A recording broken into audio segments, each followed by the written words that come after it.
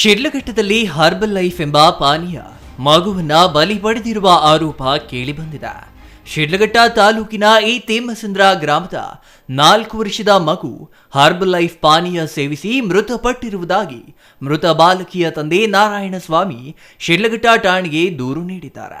ಮಗು ಸಣ್ಣಗಿದೆ, herbal life ಸೇವಿಸಿದ್ರೆ ಮಗು ದಷ್ಟ ಪುಷ್ಟವಾಗಿ ಬೆಳೆಯಲಿದೆ ಎಂದು ಹೇಳಿ ನಂಬಿಸಿದ ಹರೀಶ್, ಅಭಿಲಾಷ್, ಮಾರಪ್ಪ ಮತ್ತು ನರಸಿಂಹಪ್ಪ ಎಂಬುವರು ಹರ್ಬಲ್ ಲೈಫ್ ನೀಡಲು ತಮ್ಮ ಪತ್ನಿಗೆ ಪುಸಲಾಯಿಸಿದ್ದಾರೆ ಎಂದು ನಾರಾಯಣಸ್ವಾಮಿ ಪೊಲೀಸರಿಗೆ ನೀಡಿರುವ ದೂರಿನಲ್ಲಿ ಆರೋಪಿಸಿದ್ದಾರೆ. ಅಲ್ಲದೆ ತಮ್ಮ ಪತ್ನಿ ಮತ್ತು ಈ 4 ಜನ ಆರೋಪಿಗಳು ತಮ್ಮ ಗಮನಕ್ಕೆ ಬಾರದಂತೆ ತಮ್ಮ ಮಗಳಿಗೆ ಹರ್ಬಲ್ ಲೈಫ್ ಕುಡಿಸಿದ್ದು ಮಗುವಿನ ಆರೋಗ್ಯದಲ್ಲಿ ಏರುಪೇರಾಗಿದೆ. ಆದರೂ ತಮ್ಮ ಗಮನಕ್ಕೆ ತಾರದೆ ಹಲವು ಆಸ್ಪತ್ರೆಗಳಲ್ಲಿ ಚಿಕಿತ್ಸೆ ಕೊಡಿಸಿದ್ದು ಗುಣವಾಗದ ಕಾರಣ ತಮ್ಮ ಗಮನಕ್ಕೆ ತಂದಿದ್ದು ತಾವು ಖಾಸಗಿ ಆಸ್ಪತ್ರೆಗಳು ಸೇರಿದಂತೆ ಹಲವು ಬೆಂಗಳೂರಿನ ಆಸ್ಪತ್ರೆಗಳಲ್ಲಿ ಚಿಕಿತ್ಸೆ ಕೊಡಿಸಿದ್ರು ತಮ್ಮ ಮಗಳು ಉಳಿಯಲಿಲ್ಲ ಎಂದು ನಾರಾಯಣಸ್ವಾಮಿ ಅಳಲು ತೋಡಿಕೊಂಡಿದ್ದಾರೆ. ತಮ್ಮ ಮಗು ಮಾರ್ಚ್ 1ರಂದು ಮೃತಪಟ್ಟಿದ್ದು ಈ ಸಂಬಂಧ ಹರೀಶ್ ಸೇರಿದಂತೆ ಆರೋಪಿಗಳನ್ನ ವಿಚಾರಿಸಿದ್ರೆ ತಮಗೆ ಜೀವ ಬೆದರಿಕೆ ಹಾಕಿರುವುದಾಗಿ ನಾರಾಯಣಸ್ವಾಮಿ ದೂರಿನಲ್ಲಿ ತಿಳಿಸಿದ್ದಾರೆ. ಬೆಂಗಳೂರಿನ ನಿಮಾನ್ ಸೇರಿದಂತೆ ಸರ್ಕಾರಿ ಆಸ್ಪತ್ರೆಗಳಲ್ಲಿ ಮಗುವಿನ ರಕ್ತವೆಲ್ಲ ವಿಷವಾಗಿದೆ ಎಂದು ವೈದ್ಯರು ತಿಳಿಸಿದ್ದು ತಮ್ಮ ಮಗುವಿನ ಸಾವಿಗೆ ಹರ್ಬಲ್ ಲೈಫ್ ನೇರ ಕಾರಣವಾಗಿದ್ದು ಇದನ್ನ ಸೇವಿಸಲು ಪ್ರಚೋದನೆ ನೀಡಿದ ಆರೋಪಿಗಳ ವಿರುದ್ಧ ಕ್ರಮ ಜರುಗಿಸುವಂತೆ ನಾರಾಯಣಸ್ವಾಮಿ ದೂರಿನಲ್ಲಿ ಮನವಿ ಮಾಡಿದ್ದಾರೆ. ಸರ್ ನಮಸ್ಕಾರ, ನನ್ನ ಹೆಸರು ನಾರಾಯಣಸ್ವಾಮಿ ಅಂತ. ನಮ್ಮೂರು ಬಂದು ಈ ತೇಮಸಂದ್ರ, ಶಿಡ್ಲಘಟ್ಟ ತಾಲೂಕು, ಚಿಕ್ಕಬಳ್ಳಾಪುರ ಡಿಸ್ಟಿಕ್ಕು. ನನಗೊಂದು 3 ಮಕ್ಕಳು ಸರ್.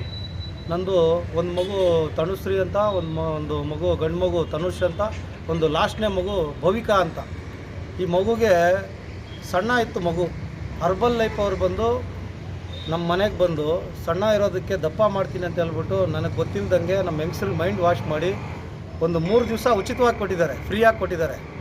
3ನೇ ದಿವಸ 4ನೇ ದಿವಸ ಏನು ಮಾಡಿದ್ದಾರೆ, ಫ್ರೀ 3 ದಿವಸ ಕುಡಿದಿದ್ದ ನಂತರ 4ನೇ ದಿವಸ ಕೊಟ್ಟಿಲ್ಲ ಅಂದರೆ ಸತ್ತೋಗ್ತದೆ ಅಂತ ಹೇಳ್ಬಿಟ್ಟು ನಮ್ಮ ಹೆಂಗಸ್ರಿಗೆ ಭಯ ಹಾಕಿಸಿ ನನಗೆ ಹೇಳ್ದಿರ ನಮ್ಮ ಹೆಂಗಸರು ಶಿಡ್ಲಘಟ್ಟಕ್ಕೆ ದಿವಸ ಬರೋದು 10 ದಿವಸದ ಕಾಲ, 10 ಒಂದು 12 ದಿವಸದ ಕಾಲ ಈ ಔಷಧಿಯನ್ನು ಕೊಡಿಸಿದ್ದಾಳೆ.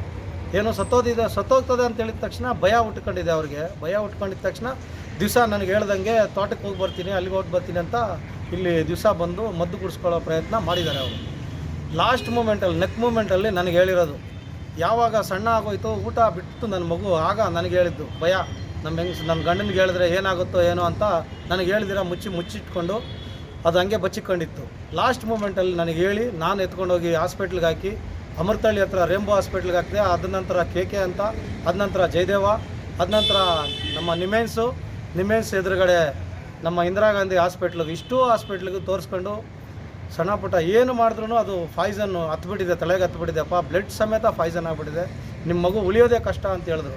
1 ವಾರದ ಕಾಲ ನಾನು ಏನಾದರೂ ಮಾಡಿ ನಾನು ಬದುಕಲೇಬೇಕು ಮೇಡಮ್ ಅಂತ ನಾನು ಡಾಕ್ಟ್ರುಗಳ ಹತ್ರ ಹಿಂಸೆ ಇದು ಮಾಡಿ ಕಾಲಿಡ್ಕೊಂಡು ನಾನು ನನಗಿರುವಂಥ ಎಂಪ್ಲಾಯೀಸು ಯೂಸ್ ಮಾಡಿಕೊಂಡು ಅಲ್ಲಿ ಬೆಡ್ ಸಿಗೋ ಅಂಥ ವ್ಯವಸ್ಥೆಗಳು ಮಾಡಿಕೊಂಡು ವೆಂಟಿಲೇಟರ್ ಸಿಗೋ ಅಂಥ ವ್ಯವಸ್ಥೆ ಮಾಡಿ 1 ವಾರದ ನಂತರ ನನ್ನ ಮಗು ನರಳಾಡಿ ಪ್ರಾಣ ಬಿಟ್ಟಿದೆ ಸರ್.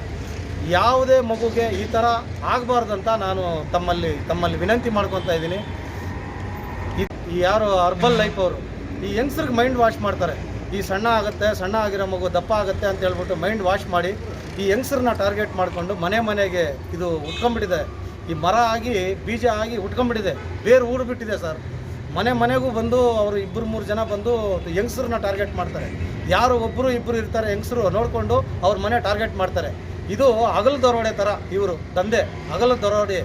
ಯಾವುದೇ ರೀತಿ ಅವ್ರಿಗೆ ಕ್ವಾಲಿಫಿಕೇಷನ್ ಇಲ್ಲ, ಯಾವುದೇ ರೀತಿ ಡಾಕ್ಟ್ರೇಟ್ ಪದವಿ ತಗೊಂಡಿಲ್ಲ, ಯಾರ ಹತ್ರನೂ ಲೈಸೆನ್ಸ್ ಪಡೆದಿಲ್ಲ.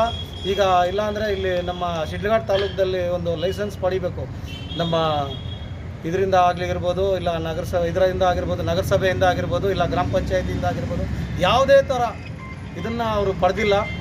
ಆದ್ದರಿಂದ ಅವ್ರಿಗೆ ಕಾನೂನು ಪ್ರಕಾರ ಏನು ಶಿಕ್ಷೆ ಆಗಬೇಕೋ ಅದನ್ನು ತಮ್ಮ ಮೂಲಕ ಶಿಕ್ಷೆ ಆಗಬೇಕಂತ ನಾನು ಬಯಸ್ತಾ ಇದ್ದೀನಿ sir. News bureau, CTV news, Chikkaballapur.